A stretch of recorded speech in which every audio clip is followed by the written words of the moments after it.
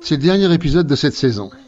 Dans un sondage paru dans elab.fr le 5 juin 2025, en cas de nouvelle dissolution de l'Assemblée nationale, le RN serait largement en tête des intentions de vote, 32,5 à 33% selon l'hypothèse. Dans l'hypothèse d'une gauche unie, le NFP obtiendrait 21%, devant Ensemble 15,5%, LR 10%. En cas de gauche divisée, une alliance PS, ELV, PCF rassemblerait 16% et devancerait LFI à 10%.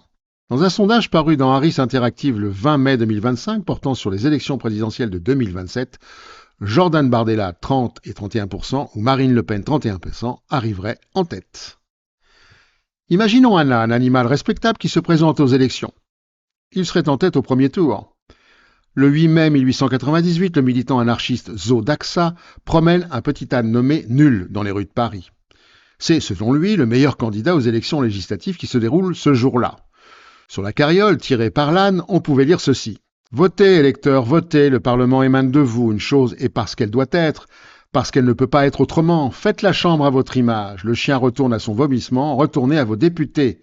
Chers électeurs, finissons-en, votez pour eux, votez pour moi, je suis la bête qu'il faudrait à la belle démocratie. Votez tous pour l'âne blanc nul, dont les ruades sont plus françaises que les braiements patriotards. Les rigolos, les fonds bonshommes, le jeune parti de la vieille garde, Vervoort, Millevoye, Drummond, Thiebaud, fleurs de fumier électoral pousseront mieux sous mon crottin. Votez pour eux, votez pour moi. » Quelques jours plus tard, Zo Daxa déclara l'âne vainqueur des élections dans son journal qu'il distribuait dans les rues. « Nul est élu, Nul, vous savez bien, le candidat officiel par adoption, le petit âne blanc qui a mal tourné. Demandez la feuille, le résultat du scrutin. Nul élu, écrasante majorité. » Vers la fin de sa vie, Zo Daxa a écrit. Nous allons, individuels, sans la foi qui sauve et qui aveugle. Nous luttons pour la joie des batailles et sans rêve d'avenir meilleur. C'est en dehors de toutes les lois, de toutes les théories, même anarchistes, que nous voulons nous laisser aller, toujours à nos pitiés, à nos douleurs, à nos rages, à nos instincts, avec l'orgueil d'être nous-mêmes.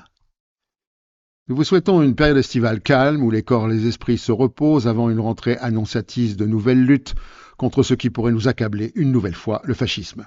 Retrouvons-nous le 5 septembre prochain.